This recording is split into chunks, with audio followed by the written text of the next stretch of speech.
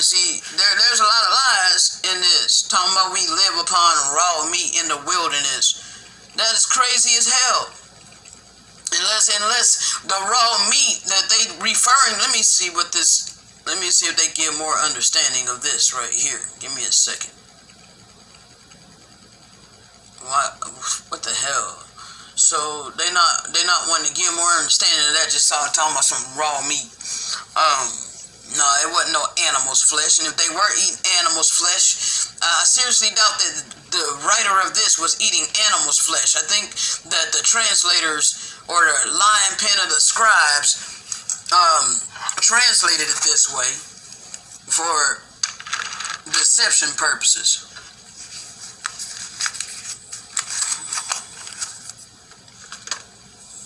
It probably said fruits. Raw fruits is probably what it said. Raw fruits. Because we know that the lion pen of the scribes corrupted the scriptures. Alright?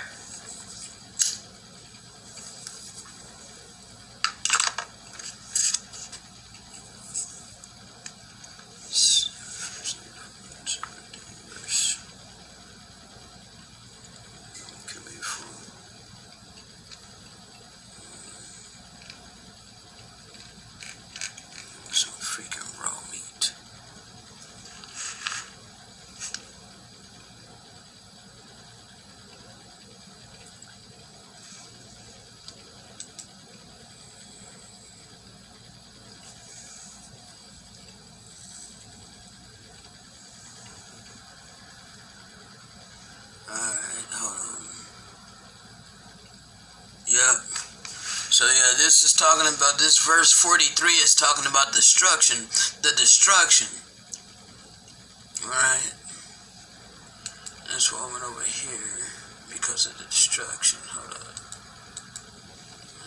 Destroyed.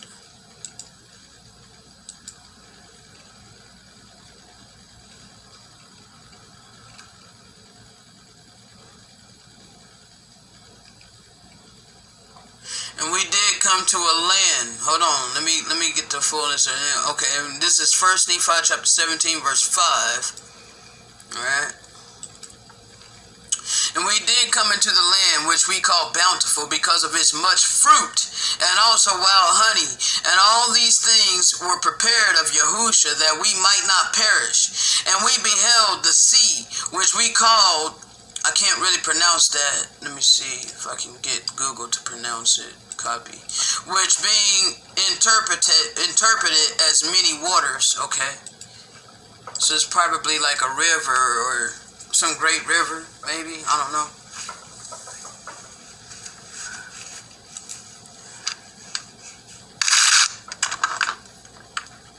Pronounce.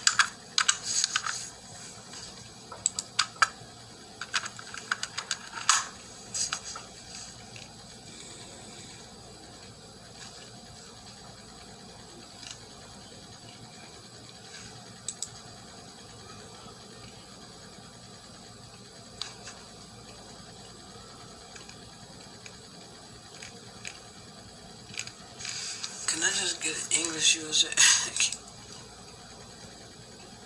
Arentum. Arantum. Arantum. Arantum. Arantum. Alright, Arantum. Okay.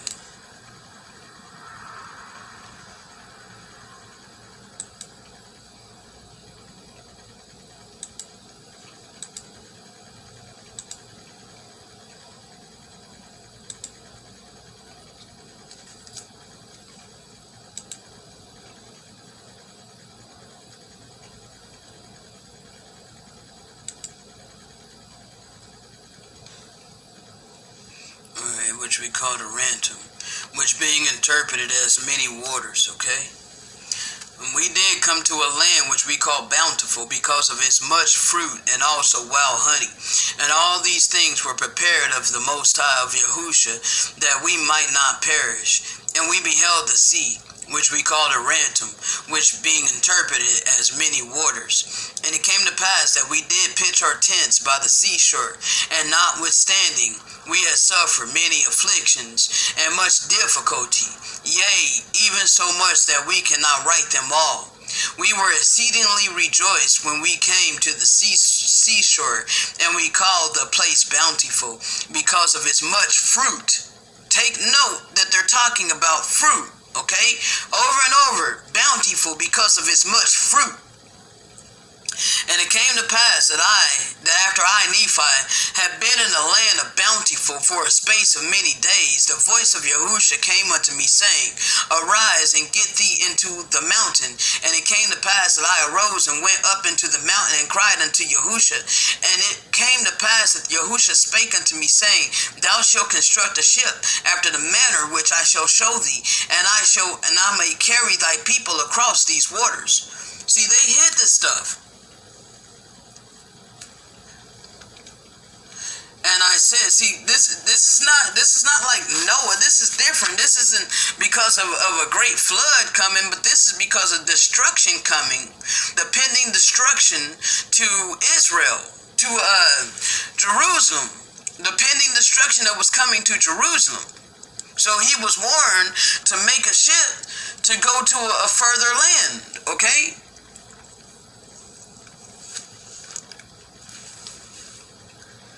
And it came to pass that the Most High spake unto me, saying, Thou shalt construct a ship after the manner which I shall show thee, that I may carry thy people across these waters. Okay? And I said, Yahusha, whether shall I go that I may find ore to molten, that I may make tools to construct the ship after the manner which thou hast shown unto me? And it came to pass that Yahusha told me whether I should go to find ore, that I might make tools. So hold on, let me skip a little bit. Yeah, and the Most High said that also, after ye had arrived in the promised land, this is verse 14, ye shall know that I am Yahusha, I am thy power, and that the Most High did deliver you from destruction. Yeah, that I did bring you out of the land of Jerusalem. So they were in Jerusalem, and before the destruction came, Nephi, one of the prophets, that was taken out of the so-called Holy Bible, okay? So they were warned, so this was somebody from Jerusalem, okay? Somebody from Jerusalem that came out, that was being delivered from the land of Jerusalem. Wherefore I, Nephi, did strive to keep the commandments of Yahusha, and I did exhort my brethren to faithful and diligence, okay? So, and he kept talking about the fruits, all right? And it came to pass that I did make tools of the ore, which I did molten out of the rock, okay? So hold on. His brethren murmured and complained against him. I don't want to read all this because this is already long. All right.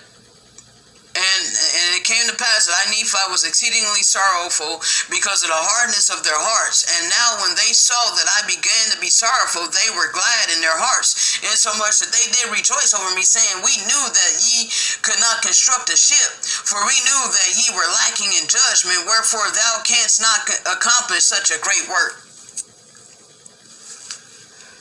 And thou art like unto our fathers, led away by foolish imaginations of his heart. See, they were mocking him, saying that he was led away by foolish imaginations of his heart. Yeah, he hath led us out of the land of Jerusalem, and we have wandered in the wilderness for these many years. And our women have toiled, being big with child, and they have borne children in the wilderness, and suffered all these things, save it were death. And it would have been better that they had died before they came out of Jerusalem than to have suffered these afflictions.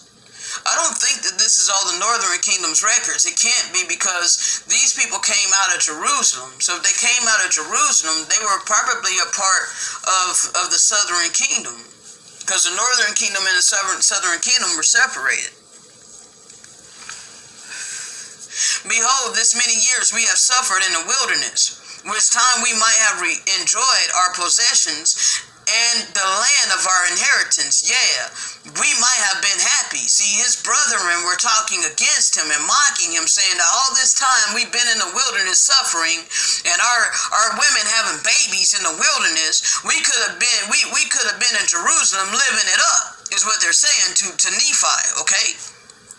And we know that the people who were in the land of Jerusalem were a righteous people. They're saying that we know that the people were in Jerusalem were a righteous people, for they kept the statutes and the judgments of Yahushua and all his commandments. No, they didn't. And they said, and they continue according to the law of Moses. Wherefore we know that they are a righteous people, and our Father has judged them and have led us away because we would hearken unto his words. Yeah, and our brother is like unto him, and after this manner of language did my brethren murmur and complain against us. See, they had it all wrong because the people that was left in Jerusalem were not a righteous people. This is why the great judgment came upon the destruction of Jerusalem, which was Christopher Columbus, okay? Christopher Columbus came here to recover the promised land. All right, and I just closed out of that. I don't know why I closed out of that. Let me bring it back up, because I didn't mean to even go into all of this today. I'm just being led by the Spirit. All right, I didn't mean for this thing to be this long. But hold on a second. Let's see. Christopher Columbus. All right, ultimate goal. Let's go to this.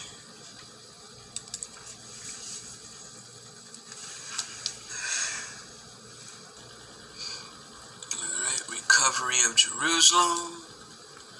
Alright, so, okay, hold up.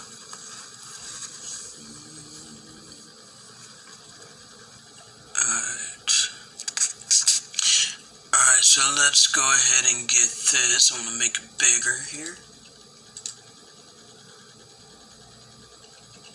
Let's start right here. Can one even say that Christopher Columbus discovered America when there were already millions of people living in this land? Let's start right there. Alright. This is called Columbus's ultimate goal, Jerusalem. Alright. This is a PDF that I downloaded. Okay. Can one even say that Christopher Columbus discovered America when there were already millions of people living in these lands? Did he discover America when he thought he had found a new route to Asia? The debates are interminable, and the issues have become so politicized that an informed and informative discussion has been all but impossible. One steps warily into the fray. Yet despite the voluminous literature by and about Columbus, Americans outside the Radfield circle of Columbus scholars still know little about the man and his mission.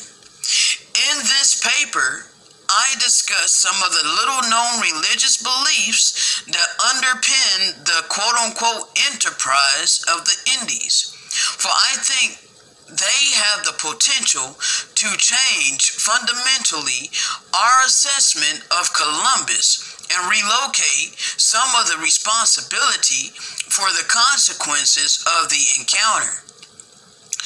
Many people are unaware that Columbus made not one voyage, but 4. Others are surprised to learn that he was brought back in chains after the 3rd voyage. Okay? Even fewer know that his ultimate goal, the purpose behind the enterprise, was Jerusalem.